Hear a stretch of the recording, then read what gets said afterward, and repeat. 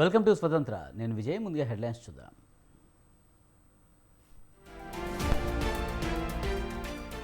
ఏపీలో అభివృద్ధి నీల్, అవినీతి టాప్. జగన్ పాలనపై ప్రధాని మోదీ సెటైర్లు.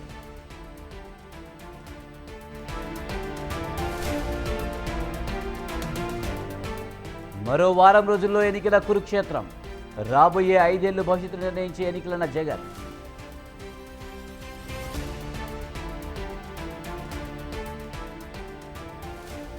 జగన్ను నమ్మి మరోసారి మోసపోవద్దు. వైసీపీని భూస్థాపితం చేసేందుకు ప్రజలు సిద్ధమన్న బాబు.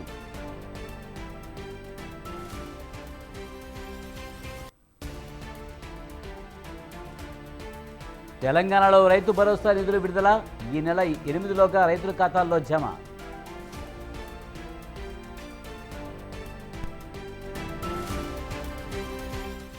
దేశంలో మత కలహాలు కావాలా, శాంతి కావాలా? కాంగ్రెస్ హయాంలో ఉగ్రవాదులు పెరిగారన్న కిషన్ రెడ్డి.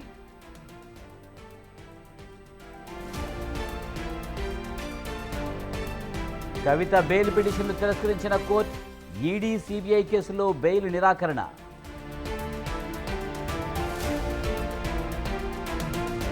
ఢిల్లీ సీఎం కేజ్రీవాల్పై ఎన్ఐఏ విచారణకు ఆదేశం. ఉగ్రవాదులతో సంబంధాలు ఉన్నాయని ఆరోపణలు.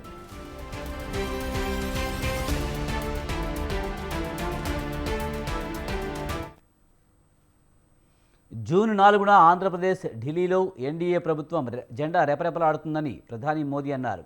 అనకాపల్లి ప్రజాగలం సభలో పాల్గొన్న ప్రధాని డబుల్ ఇంజిన్ సర్కార్తో వికసిత ఆంధ్రప్రదేశ్, వికసిత భారత్ సాధ్యమన్నారు. అభివృద్ధి చెందుతున్న భారత్ నినాదంతో జరుగుతున్న ఎన్నికలు ఇప్పుడు జరుగుతున్నాయని పేర్కొన్నారు.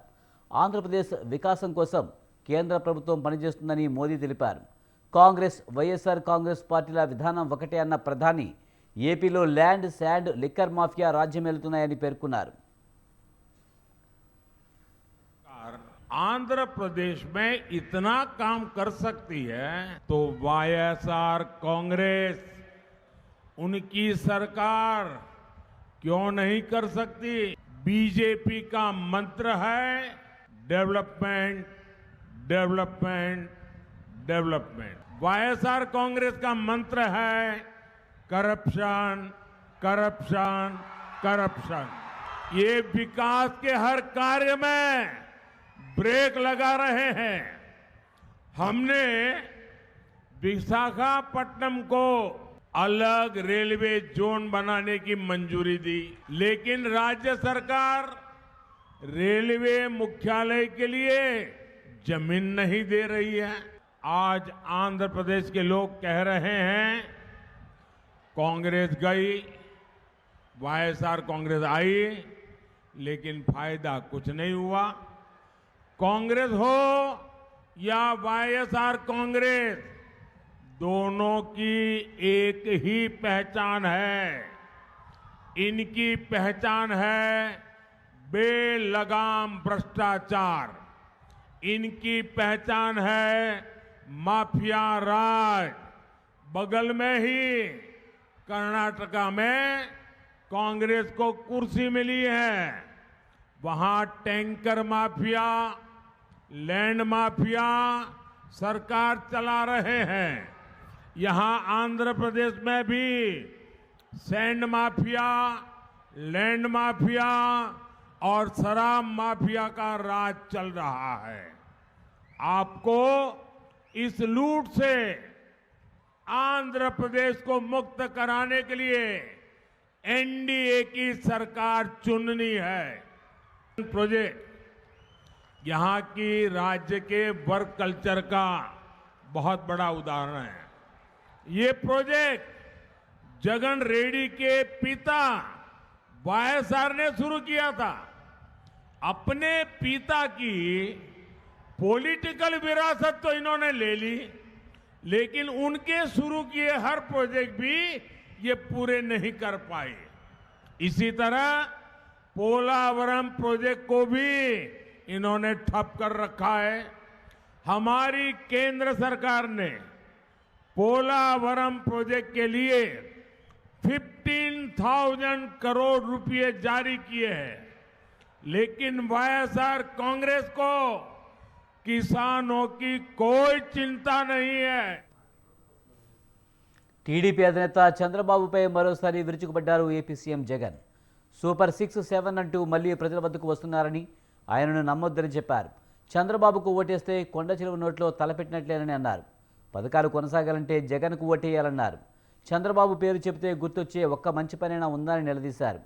5 ఏళ్ల పాలనలో విద్యా వ్యవస్థలో విప్లవాత్మక మార్పులు తెచ్చామని, అక్కా చెల్లెమ్మల కోసం అనేక పథకాలు తీసుకువచ్చామని సీఎం జగన్ వివరించారు. పేదల కోసం అనేక సంక్షేమ పథకాలు తెచ్చామన్న జగన్ గతంలో ఇలాంటి పథకాలు చూశారా అని ప్రశ్నించారు. చంద్రబాబు, పవన్ కళ్యాణ్, మోదీ మళ్లీ వచ్చారని, మేనిఫెస్టోతో ప్రజలను మోసం చేసేందుకు హామీలు ఇస్తున్నారని ఫైర్ అయ్యారు జగన్. జరగబోతా ఉన్నాయి కురుక్షేత్ర మహాసంగ్రామం. జరగబోయే ఈ ఎన్నికలు కేవలం ఎమ్మెల్యేలను, ఎంపీలను ఎన్నుకునేందుకు మాత్రమే జరగబోయే ఎన్నికలు కావు.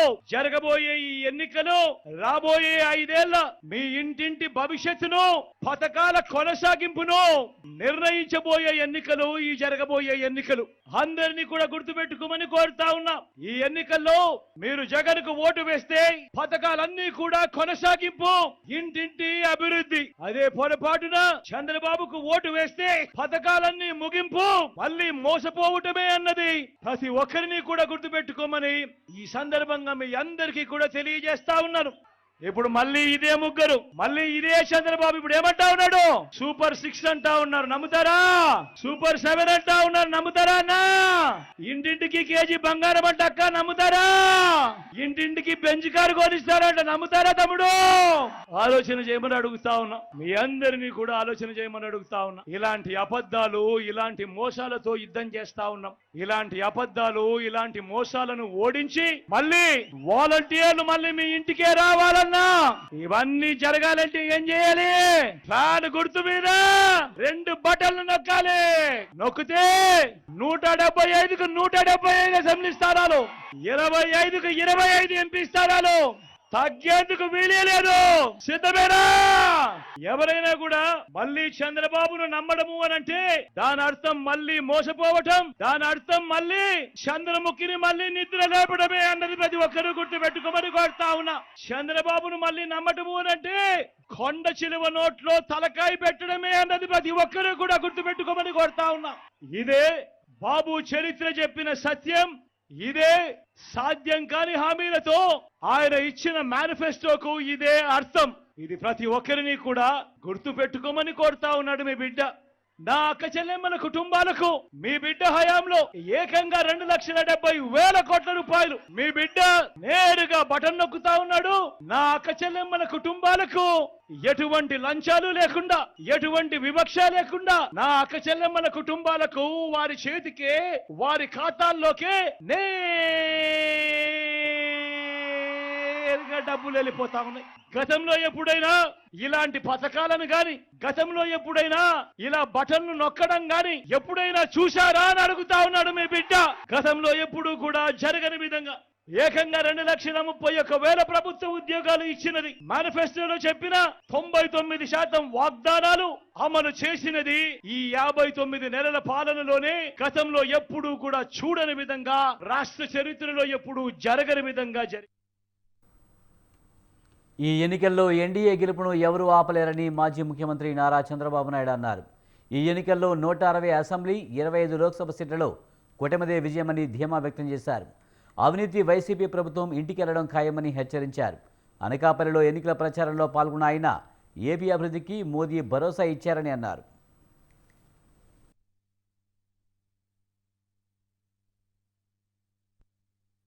నాటకాల్ని ఎన్ని నాటకాలు వేశాడు తమ్ముళ్ళు. ఎన్నికల ముందు 2019లో ఊరు తిరిగాడు. నేను ఆ రోజు అనుకోనుంటే కాలు బయట పెట్టేవాడా అని అడుగుతున్నా మిమ్మల్ని. పాదయాత్ర చేశాడు, తల నిమిరాడు, బుగ్గలు నిమిరాడు, ముద్దులు పెట్టాడు. అధికారంలోకి వచ్చిన తర్వాత బాధుడే బాధుడు, గుద్దుడే గుద్దుడు, అందరూ అలసిపోయారు. శుక్రవారం అయితే ప్రొక్లైన్ వస్తుంది. ఎవడిల్లు కూలగొడతాడో ఎవరికీ తెలియదు. శుక్రవారం అయితే ఈ పోలీసులు గోడ దూకొస్తారు. ఏమి అరాచకం అని అడుగుతున్నాను. ఏపీలో ఎటు చూసినా దోపిడీలే జరుగుతున్నాయని ఫైర్ అయ్యారు జనసేన అధినేత పవన్ కళ్యాణ్. రాజమండ్రిలోని వేమగిరిలో నిర్వహించిన ప్రచార సభలో జగన్ పాలనపై పవన్ మండిపడ్డారు. ప్రధాని మోదీ ముందుని నడిపిస్తే తప్ప జగన్ అరాచకాలకు అడ్డుకట్ట వేయలేమన్నారు జగన్. కేంద్ర ప్రభుత్వ పథకాలను వైసీపీ పథకాలుగా ప్రచారం చేసుకున్నారని ఎద్దేవా చేశారు.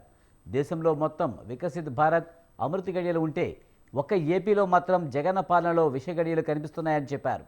ఏపీలో ఎటు చూసినా స్కామ్లే కనబడుతున్నాయని, దీనికి చరమగీతం పాడాలంటే జగన్ ఇంటికి పంపించాలని పవన్ పిలుపునిచ్చారు. ప్రధానమంత్రి గారు చేస్తున్న ఈ పథకాలని రాష్ట్ర ప్రభుత్వం వైసీపీ పథకాలుగా చేసుకుంటుందో, ప్రధానమంత్రి ఫసల్ బీమా యోజన పథకాన్ని వైఎస్ జగన్ ప్రభుత్వం వైఎస్ఆర్ ఫసల్ బీమా యోజన కింద 90% రైతులకి తీసుకొని కూడా అందించలేదు. ప్రీమియం ఇవ్వకపోవడం వల్ల ప్రధానమంత్రి గారి బీమా యోజన పథకాన్ని పేరు మార్చి కూడా ఇవ్వలేదు. మనకి కావాల్సింది ఈ రోజున నేను ప్రధానమంత్రి గారిని, కేంద్ర నాయకత్వాన్ని ఒకటే కోరుకున్నాను. మాకు లక్షలాది యువతున్నారు. ఆంధ్రప్రదేశ్ భారతదేశ తాలూకు పేట్రియట్ దేశభక్తిని అణువున గుండెలో నింపుకున్న సమాజం ఇది. మొత్తం వికసిత్ భారత్ ఉంటే మొత్తం భారతదేశం అంతా అమృత గడియలుంటే ఒక ఆంధ్రప్రదేశ్ లోనే వైఎస్ జగన్ పాలనలో విష గడియలు. ఎన్నికల సమయం దగ్గర పడుతుండటంతో ఏపీ రాజకీయాల్లో రోజురోజుకు మాటల యుద్ధం పీక్స్కు చేరుకుంటుంది. తాజాగా పిఠాపురం జనసేన అభ్యర్థి జనసేన అధినేత పవన్పై ముద్రగడ పద్మనాభం తీవ్ర విమర్శలు చేశారు. తన కూతురిని పవన్ అనుకూలంగా మార్చుకున్నారని ఫైర్ అయ్యారు. తమ కుటుంబంలో కాదు, ముందు తమరి కుటుంబాల్లో భరోసా కల్పించుకోవాలని చురకలంటించారు. పవన్ కుటుంబాలను లాగారు కాబట్టే తాను కూడా లాగాల్సి వస్తుందని ముద్రగడ మండిపడ్డారు. బాబు అమ్మాయి వెనకాల ఉన్న గౌరవ పెద్దలకి ఇంకో మనం కూడా చేయదలుచుకున్నాను. నాకు ఆరోగ్యం ఏ తేడా వచ్చినా, నా భార్యకి ఏం తేడా వచ్చినా అమ్మాయిని పంపొద్దు, వెళ్ళమని చెప్పడం కానీ చేయొద్దని వారు రిక్వెస్ట్ చేసుకుంటా ఉన్నాం. మా జీవితాలు, మా బతకనివ్వండి. ఎవరు ఆరోగ్యం తేడా వచ్చినా, ఏమైపోయినా కూడా అమ్మాయిని మనకు పంపకండి. పంపి ఏదో సానుభూతి చూపించుకోవడానికి నటించకండి. వద్దు, తెగదమ్మి చేసేసారు. చాలా ఆనందపడతా ఉన్నాను. బరువు బాధ్యత తగ్గిపోయాయి. చాలా రిలీఫ్ వచ్చేసింది నాకు. చెత్త పనులన్నీ రోజు చేసే పరిస్థితి. కాంగ్రెస్ బీఆర్ఎస్ రెండు అవినీతి పార్టీలేనని మండిపడ్డారు బీజేపీ జాతీయ అధ్యక్షుడు జేపీ నడ్డా. పెద్దపల్లిలో నిర్వహించిన ఎన్నికల ప్రచార సభలో కాంగ్రెస్ బీఆర్ఎస్లపై ఆయన తీవ్ర విమర్శలు చేశారు. కాంగ్రెస్ జమానాలో అంతా అవినీతి ఉండేదని, 2G స్పెక్ట్రమ్, అగస్టా కుంభకోణం లాంటి ఎన్నో స్కాముల్లో కాంగ్రెస్ నేతలు వేల కోట్లు దోచుకున్నారని ఆయన మండిపడ్డారు. కేసీఆర్ డబుల్ బెడ్రూమ్ల పేరుతో తెలంగాణ సమాజాన్ని మోసం చేశారన్నారు. కేంద్రంలో మూడోసారి మోదీ అధికారంలోకి వస్తే కేసీఆర్ ఇచ్చిన డబుల్ బెడ్రూమ్ హామీని బీజేపీ పూర్తి చేస్తుందని ఆయన తెలిపారు. గతంలో సీఎంగా కేసీఆర్ కేంద్రం అందించిన PMJY పథకాన్ని వినియోగించుకోలేకపోయారని, ఇప్పటి సీఎం రేవంత్ రెడ్డి కూడా అదే బాటలో నడుస్తున్నారని విమర్శించారు.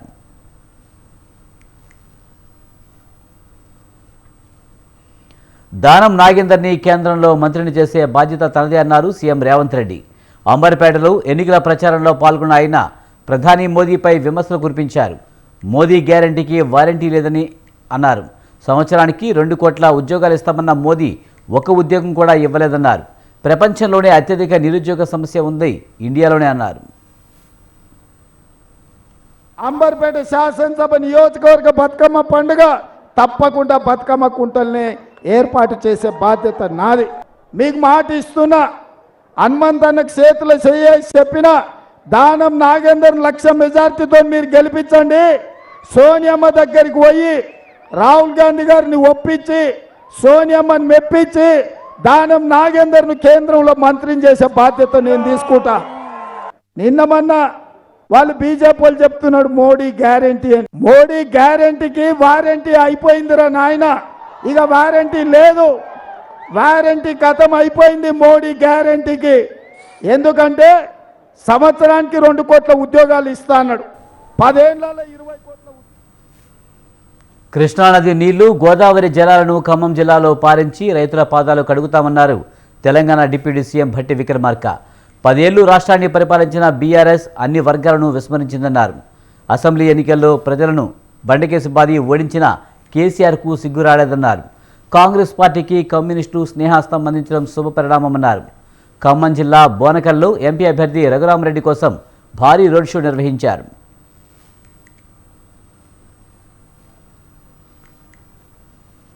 రాముడు ఏ ఒక్కరి సొత్తు కాదని బీఆర్ఎస్ వర్కింగ్ ప్రెసిడెంట్ కేటీఆర్ అన్నారు. సిరిసిల్లలో సోమవారం కేటీఆర్ ఎన్నికల ప్రచారం నిర్వహించారు. ఈ సందర్భంగా కాంగ్రెస్ బీజేపీలపై తీవ్ర వ్యాఖ్యలు చేశారు. అరచేతిలో కాంగ్రెస్ వైకుంఠం చూపించి మోసపూరిత హామీలతో గద్దెనెక్కిందన్నారు. 6 గ్యారెంటీల్లో ఒకటి అమలు చేసి పురుషులు మహిళల మధ్య కొట్లాటలు పెట్టారని విమర్శించారు. 100 రోజుల్లో పెన్షన్లు రుణమాఫీ వచ్చాయని ప్రశ్నించారు. మతం పేరుతో బీజేపీ రాజకీయాలు చేస్తుందని కేటీఆర్ ఫైర్ అయ్యారు. చమురు ధరలు తగ్గినా పెట్రోల్పై ధర తగ్గలేదన్నారు. మనకు అక్కడికి రాని వారికి ఎందుకు ఓటు వేయాలని క్వశ్చన్ చేశారు. బీఆర్ఎస్కు ఓటు వేసి గెలిపిస్తే కేంద్రంపై పోరాడే శక్తి వస్తుందన్నారు. దయచేసి వాళ్ళు వస్తారు, ఇంటింటికి వచ్చి డ్రామా చేస్తారు, దానికి ఆగం కాకురి. అన్ని పిరం చేసిండు మోడీ. అడుగురు ఎవరైనా బియ్య పొడితే సిలిండర్ ఎందుకు పెరిగింది బిడ్డ అని అడుగుండ్రి. పప్పు ఉప్పు ఎందుకు పెరిగింది బిడ్డ అని అడుగుండ్రి. ఎందుకు పెట్రోల్ డీజిల్ పెంచినావు బిడ్డ అని అడుగుండ్రి. ఎందుకు నీకు ఓటు వేయాలి బిడ్డ, రూపాయి పని చేసినావా సిరిసిల్లకు, నాకేం సాయం చేసినావు బిడ్డ అని అడుగుండ్రి. నిలదీ ఉత్తగానే ఆగమై ఓటు వేయకుండ్రి. నాకొక జోడి గారు ఇయ్యండ్రి. 10-12 ఎంపీ సీట్లు మాకు అప్పచెప్పుర్రి. మళ్ళా కేసీఆర్ గారు తిరిగి రాష్ట్ర రాజకీయాన్ని 6 నెలల లోపల శాసించే పరిస్థితి పక్కా వస్తుంది. మీ దయ ఆశీర్వాదం ఉంటే మంచి రోజులు మళ్ళా వస్తాయి. కాంగ్రెస్ పార్టీపై మాజీ మంత్రి హరీష్ రావు తీవ్ర విమర్శలు చేశారు. కాంగ్రెస్ పార్టీ అబద్ధాలు ప్రచారం చేస్తుందన్నారు. అసెంబ్లీ ఎన్నికలకు ముందు ఇచ్చిన హామీలన్నీ అమలు చేస్తున్నారని, రాహుల్ అబద్ధాలు మాట్లాడుతున్నారని ఆరోపించారు. మహిళలకు ప్రతి నెల 2500 ఇస్తున్నామని రాహుల్ ఎవరికి ఇచ్చారో నిరూపించాలన్నారు. టీవీలో చూపిస్తే ఏదైందో ఏది కాలేదో మీరే చెప్పాలి. ఏమన్నారు అక్క చెల్లెళ్లకు? కాంగ్రెస్ రాగానే నెలకు 2500 రూపాయలు అక్క చెల్లెళ్ళ బ్యాంకులలో వేస్తామన్నారు. నిన్న రాహుల్ గాంధీ వచ్చిండు ఢిల్లీకి వెళ్ళి. ఆయన ఎంత అబద్ధం ఆడతారంటే, మా కాంగ్రెస్ వచ్చి 5 నెలలాయే, నెల 2500 వేస్తూనే ఉన్నాము అంటుండ్రు. మరి ఆడేసిండు ఇవాళ అకౌంట్లో వేసిండో. అబద్ధం ఆడతారన్నా కొంచెం సిగ్గన్నా ఉండాలి. ఎలక్షన్ల ముందు వేస్తామన్నారు.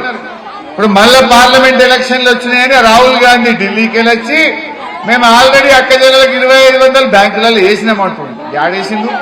100 రోజుల్లో చేస్తామన్నారు. కానీ ఒక్కటన్నా అయిందా చెల్లె? అబద్ధాలు మాట్లాడుతుండ్రు. ఏమంటుండ్రు? 6 అయిపోయినాయని రేవంత్ రెడ్డి అంటాడు. నిన్న రాహుల్ గాంధీ వచ్చి అంటాడు 6 అయిపోయినాయట. అయినాయా మరి? ఒక్కసారిగా టీవీలో చూపిస్తే ఏదైందో. రేవంత్ రెడ్డి ప్రభుత్వం 6 నెలల్లోనే కూలిపోతుందని జోస్యం చెప్పారు మాజీ మంత్రి ఎర్రబెల్లి దయాకర్ రావు. బోగస్ మాటలతో కాంగ్రెస్ పార్టీ అధికారంలోకి వచ్చిందని తీవ్రస్థాయిలో విమర్శించారు. 7 సార్లు ఎమ్మెల్యేగా గెలిచిన తాను మంత్రి అయితే 3 సార్లు నెగ్గిన రేవంత్ మోసపూరిత మాటలతో సీఎం అయ్యారని ఎద్దేవా చేశారు. వరంగల్ బీఆర్ఎస్ ఎంపీ అభ్యర్థి సుధీర్ కుమార్ను భారీ మెజారిటీతో గెలిపించాలని వరంగల్ జిల్లా పర్వతగిరిలో ఎర్రబెల్లి ప్రచారం చేశారు. కేసీఆర్ దేవుడు అన్నారు. 200 2000 చేసిండు. ఆ ముసలంతా దేవుడు అన్నారు. 4000 వరకు పట్ట కుదిండు. వారికి కుదిందా కుదలేదా? 25,000 ఇస్తా 2500 వస్తాయి నెల కంటే గుద్దు కాంగ్రెస్ కొని కుదిండు. బిడ్డకు 1,00,000 రూపాయలు ఇచ్చింది మర్చిపోయాను. కానీ మళ్ళా బిడ్డ పెళ్లి చేస్తే తులం బంగారం వస్తుందని గుద్దు కాంగ్రెస్. అప్పుడు పని చేయొద్దు. ఏపీలో ఎన్నికల వేళ ఈసీ చర్యలతో కీలక పరిణామాలు చోటు చేసుకుంటున్నాయి. అధికారులపై వేటు, నియామకాలు పొలిటికల్ వర్గాల్లో చర్చకు దారితీస్తున్నాయి. ఇంతకీ ఎన్నికల వేళ ఏపీలో ఏం జరుగుతుంది? అధికారులపై ఎలక్షన్ కమిషన్ ఎందుకు వేటు వేసింది? బదిలీ చేయడానికి కారణాలేంటి?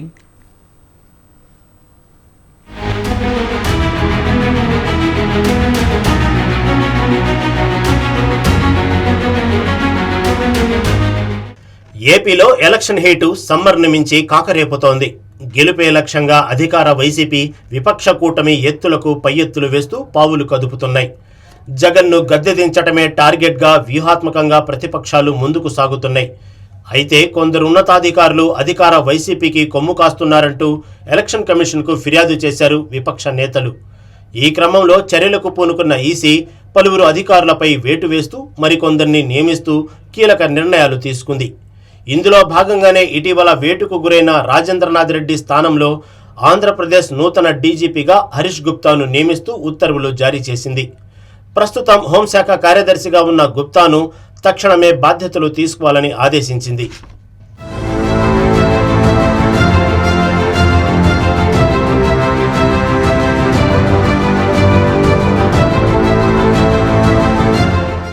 ఏపీ మాజీ డీజీపీ రాజేంద్రనాథ్ రెడ్డిపై గత కొంతకాలంగా విపక్ష పార్టీలు గుర్రుగా ఉన్నాయి. అధికార వైసీపీ పార్టీకి అనుకూలంగా వ్యవహరిస్తున్నారంటూ ప్రతిపక్ష నేతల నుంచి పెద్ద ఎత్తున ఫిర్యాదులు అందటంతో ఎన్నికల సంఘం రాజేంద్రనాథ్పై బదిలీ వేటు వేసింది. తక్షణమే బదిలీ చేయాలని ఏపీ ప్రభుత్వ ప్రధాన కార్యదర్శికి ఆదేశాలు జారీ చేసింది. కింది ర్యాంక్ అధికారికి బాధ్యతలు అప్పగించాలని ఉత్తర్వుల్లో పేర్కొంది. ఆయనకు ఎన్నికల విధులు అప్పగించకూడదని స్పష్టం చేసింది. అలాగే ఆ పోస్టుకు తగ్గ 3 డీజీ ర్యాంక్ అధికారుల జాబితా పంపాలని కోరింది. ఈ నేపథ్యంలోనే 3 సీనియర్ ఐపీఎస్ అధికారుల పేర్లను ఈసీకి రాష్ట్ర ప్రభుత్వం పంపించింది. సీనియర్ అధికారులు ద్వారక తిరుమలరావు, హరీష్ గుప్తా, మాదిరెడ్డి ప్రతాప్ల పేర్లను ప్రభుత్వం పంపగా ఇందులో ఏపీ నూతన డీజీపీగా ఈసీ హరీష్ రావు గుప్తాను ఎంపిక చేసింది. ఎన్నికల నేపథ్యంలో తక్షణమే బాధ్యతలు స్వీకరించాలని ఆదేశించింది.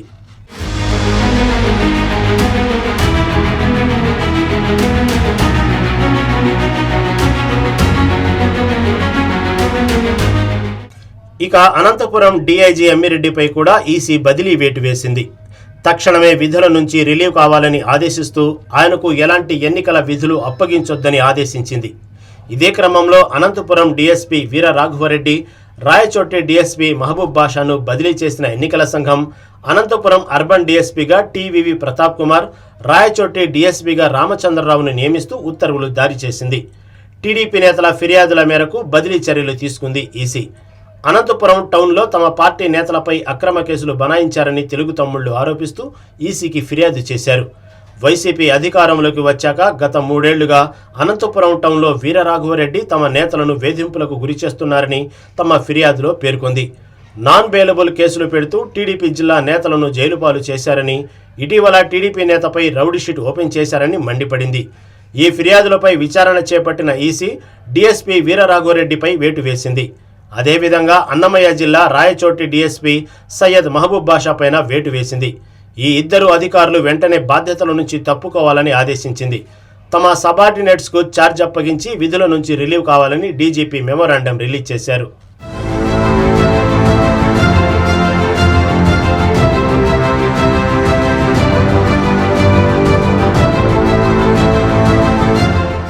ఇలా ఎన్నికల వేళ ఏపీలో అధికారులపై బదిలీ వేట్లు, నూతన నియామకాలు పొలిటికల్ వర్గాల్లో హాట్ టాపిక్గా మారాయి. ఈ క్రమంలోనే మే 13న జరిగే పోలింగ్ సమయానికి ఇంకా ఎందరినీ మార్చనుంది, ఎవరిపై చర్యలు తీసుకోనుంది అనేది ప్రస్తుతం రాజకీయ వర్గాల్లో హాట్ టాపిక్గా మారింది.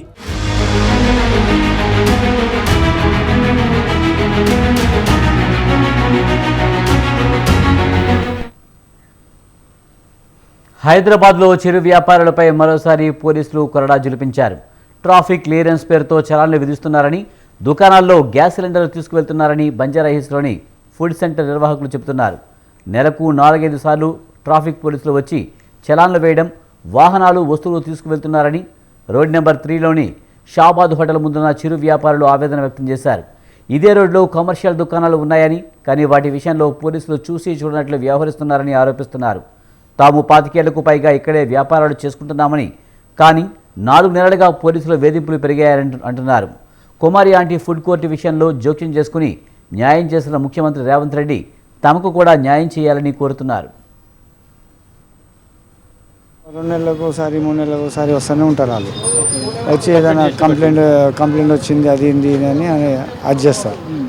ఇక దాని మీద ఇక తీసుకపోతే మళ్ళీ అలా ఫైన్ కట్టి తీసుకొని రావాల్సి వస్తారు. అంటే మామూలు పరిస్థితి అంటే ఇప్పుడు ఈ ఆఫీస్లోకి వస్తారు, ఆ ఆఫీస్లోకి వస్తారు, ఆడ తిన్నీకి వస్తారు, ఆడ తిన్నీకి వస్తారు. అది దీంట్లో గురించే రారు కదా.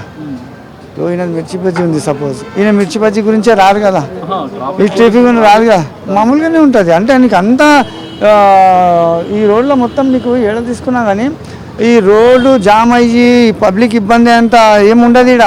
ఇప్పుడు నువ్వు ఇదే టైంకు నువ్వు అమీర్పేటకు పో, నీకు ఎంత ప్రాబ్లం అవుతుందో చూడు. అమీర్పేటలో అంత ప్రాబ్లం ఇక్కడ కాదు కదా. కానప్పుడు ఎందుకు ఇప్పుడు ఏమో మాకు తెలిసింది, ఆయన ఇన్స్పెక్టర్ సార్ని పోయి అడిగితే ఏమైనా ఏం చెప్తాడేమో చూడాలి, చెప్తాడు. ఇది కాకపోతే ఏంటంటే ఇట్లా ఊరికే గరీబుల మీద వాడి పిక్క తినడం, ఇది గవర్నమెంట్ అండగా ఉంటారంటే ఆఫీసర్లను కొంచెం కంట్రోల్లో పెట్టాలండి. ఆఫీసర్లు కంట్రోల్లో ఉన్నారా లేదా చూసుకోవాలి. అందుకే సార్ వినండి మొత్తం రోడ్ మీదకి వస్తారు కాబట్టి ఆ రోడ్ అంతా క్లియర్ చేసాం. పబ్లిక్ జనరల్ పబ్లిక్ ఇబ్బంది కాకుండా క్లియర్ చేస్తూ ఉంటాం. అందుకే సైరన్ వేస్తాం సార్. సైరన్ వేసి ఇక్కడ పెట్టి ఆఫీస్లోకి వెళ్తారు కదా, అట్లాంటి వాళ్ళే లిఫ్ట్ చేస్తాం. సైరన్ వేస్తాం. ఇక్కడ ఉన్న వాళ్ళు ఏం చేస్తారు, ఇమీడియట్గా తీసుకెళ్తారు. ఎవరైనా వచ్చినా ఎమ్మటే ఇచ్చేస్తాం. అతను వచ్చాడు ఏడి, అతనికి బండి ఇచ్చేస్తాం. చలాన్ కూడా వేయలేదు, అక్కడ నిలబడ్డాడు కదా, ఎమ్మటే రాగానే ఇచ్చేస్తాం. ఎవరు రాకుండా ఇక్కడ స్టాండర్డ్గా రెగ్యులర్గా పెట్టి వెళ్ళిపోతారు కదా, వాళ్ళకి తీసుకెళ్తాం. అట్లాంటి వాళ్ళు పబ్లిక్ ఇబ్బంది అవుతుంది కదా, మనం చూస్తూ ఉంటాం కదా, రోడ్డు మీదకి మన బండి పోవడానికి ఇబ్బంది ఉంటుంది కదా, జనరల్గా అట్లే పబ్లిక్ ఇబ్బంది ఉంటుంది కాబట్టి క్లియర్ చేస్తాం. జార్ఖండ్ ఈడీ దాడుల్లో గుట్టలుగా నోట్ల కట్టలు బయటపడ్డాయి. మంత్రి అలంగీర్ కార్యదర్శి సంజీవ్ పని మనిషి ఇంట్లో సోదాలు చేసిన సమయంలో గుట్టలు నోట్ల కట్టలు బయటపడ్డాయి. ఈ నగదు సుమారు 30 కోట్లు ఉండవచ్చునని అధికారులు అంచనా వేస్తున్నారు. లెక్కించడానికి క్యాష్ కౌంటింగ్ మిషన్ను కూడా తరలించారు.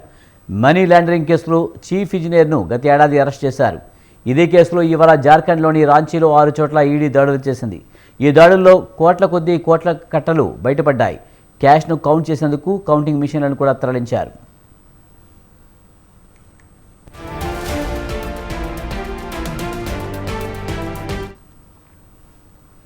ఢిల్లీ లెఫ్టినెంట్ జనరల్ వీకే సక్సేనా ఆప్ అధినేత ఢిల్లీ సీఎం అరవింద్ కేజ్రీవాల్పై ఎన్ఐఏ విచారణకు సిఫార్సు చేశారు.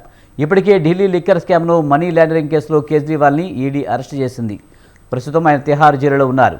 కాగా ఇండియా మోస్ట్ వాంటెడ్ ఉగ్రవాది గురు పత్వంత్ సింగ్ పన్ను స్థాపించిన సిక్ ఫర్ జస్టిస్ సంస్థ నుంచి కేజ్రీవాల్ రాజకీయ నిధులు పొందారనే ఆరోపణల నేపథ్యంలో ఎన్ఐఏ దర్యాప్తునకు ఢిల్లీ ఎల్జీ వీకే సక్సేనా సిఫార్సు చేశారు. ఈ మేరకు కేంద్ర హోంశాఖ కార్యదర్శికి ఆయన లేఖ రాసినట్లు తెలుస్తోంది. ఇటీవల ఖలిస్తాన్ గ్రూప్ నుంచి సీఎం అరవింద్ కేజ్రీవాల్ $16 మిలియన్ నిధులు పొందినట్లు ఉగ్రవాది పన్ను ఆరోపించారు. అయితే ఈ ఆరోపణలపై ఆప్ ఇంకా స్పందించలేదు. 2014 నుంచి 2022 మధ్య ఆప్కి ఖలిస్తాన్ గ్రూపుల నుంచి నిధులు అందాయని పన్ను ఆరోపించారు. దేవేంద్రపాల్ బుల్లర్ని విడుదల చేయడానికి ఈ డబ్బును ముట్టజెప్పినట్లు పన్ను చెప్పారు.